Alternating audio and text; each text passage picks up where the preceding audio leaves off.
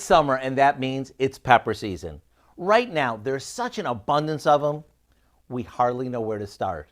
You can add them to your salads for a little color and crunch, or pair them with your favorite grilled sausage. But my favorite way to use them is to stuff them, like we're doing today. The good thing about this recipe is that we can use any variety of pepper, from the small and spicy jalapeno to the cubanellas and even mayo poblanos. Today we're being traditional by using colorful bell peppers. For our stuffing, we mix together some ground beef, Italian sausage, and that can be mild or hot, some tomato sauce, a few seasonings,